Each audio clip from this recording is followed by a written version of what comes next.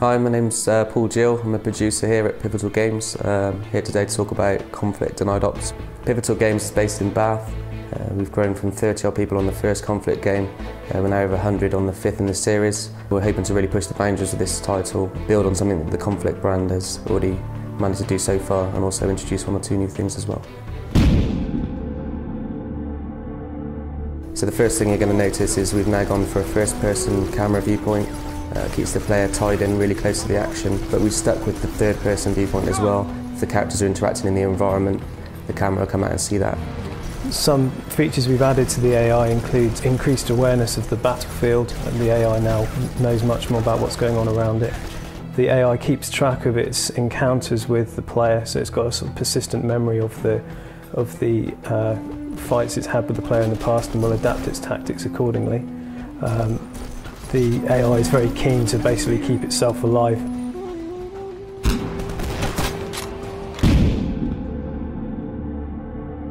So the theme behind the game is the CIA and the SAD division, which is the Special Activities Division. This is a covert arm of the CIA. Small teams, highly trained, highly skilled, working deep behind enemy lines. They don't carry any identifiable tags or documents, so if they're caught, then their existence can be officially denied. Basically, we've got two main protagonists, two characters, both of which you can play.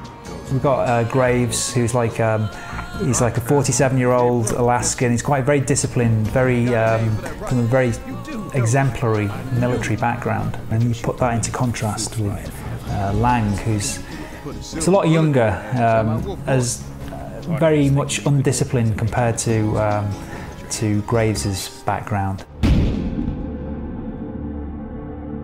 Conflict Denied Ops is all about cooperative play. Basically, it's the core focus of our entire game. And the player can play cooperatively, whether they're playing on their own or with a friend at any one time. There's total player freedom, so if you want to fight side by side, back to back, you can, or you can totally split up, go your own way. It's totally up to you how you play it. Weapons free. Get your heads down. All of our order systems in Conflict Denied Ops have been built specifically for this title. They allow everything in the game to be accessed through very simple controls.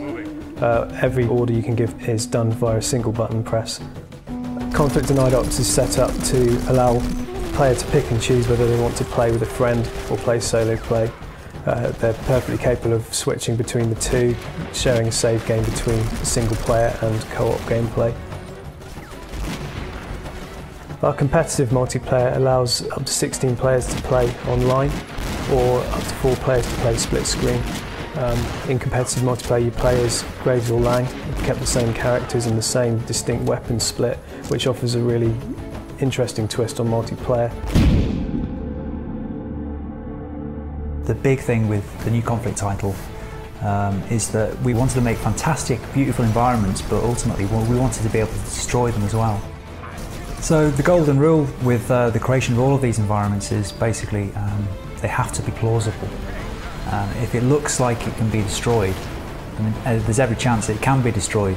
In previous games, such as Conflict Vietnam, Conflict Desert Storm, we used physics fairly sparingly. Recently, with the next-gen consoles, we're able to do a lot more. We can have physics on a huge number of objects around the level. You know, literally hundreds of things have physics on them. From your high-impact explosive set pieces all the way down to destruction that affects gameplay. It's also worth mentioning that the destruction is persistent. You can go back through the game and see the havoc that you've wreaked. Persistent level damage is basically damage that remains there, so that when you return to it later after destroying something, it is still destroyed as you left it before. So that what happens is you do some destruction, walk away from it, that destruction actually disappears, but it's stored in memory, so that when you return, it reappears before you get there. So as far as the player's concerned, it's always been there. It's a smoke and mirrors effect for the player. Okay, I'm set. It just adds a new level of realism that games in the past haven't been able to achieve. The very first thing we do is work with the designers as to where the location has actually started, where it was actually set, and we'd very carefully research that with the artists. Once we've got those things nailed down, Basically, we'll work with the designers to come up with an initial layout which they're happy with. Because at the end of the day, you know, although we're trying to achieve these fantastic looking environments, we have to make sure that the gameplay is king. So we'll start off by getting the basics like the architecture, making sure it's got the right sort of textures, materials and environments, down to very specific shades of mud even. One of the most exciting things about the new Conflict game is that we've got such a huge variety of different environments which is set throughout the entire world. We've got levels set in the Arctic, we've got levels set in Venezuela, Africa, Russia, in the middle of the Atlantic even. So you know, the challenge for that was absolutely massive. We've created a number of situations that the player can approach in a number of ways. Players can target explosive objects and set enemies on fire. Anything that looks like it can be blown up probably can, and therefore can be used against the enemy quite effectively. The player can also shred cover, blowing up physics objects, taking out vehicles and basically forming cover on the fly with those.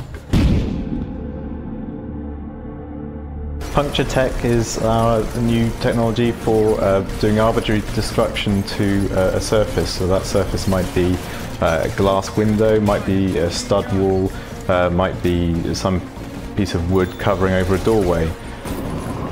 Go now! Moving up! If it's a flimsy looking environment and it looks like it's going to blow or it's going to destroy, then that's what we have to provide. It's got to be consistent. We can't break the rule. That's the really difficult thing. I mean, there's a lot of games that probably just say, oh, well, that's too difficult, we won't do it there. We'll leave that, you know. Whereas with us, the big important thing is it is consistent throughout the entire game. Puncture Tech is load bearing, so the unsupported sections will fall away. You can shoot whatever shape you want in the surface and that will fall away. This allows a totally new and I think quite exciting game dynamic. You can shoot out sections the right size and shape for you to actually go through. You can literally blast your way through the surface. As a franchise, we've enjoyed fantastic success with the Conflict brand, but now is the time to kind of really get that initial ambition that we set out to achieve in the very first game and really push it on a next gen product. And I think we've really achieved that. I think, you know, this game is bigger and better and bolder than anything we've previously achieved in every possible way. The detail, everything. It's great.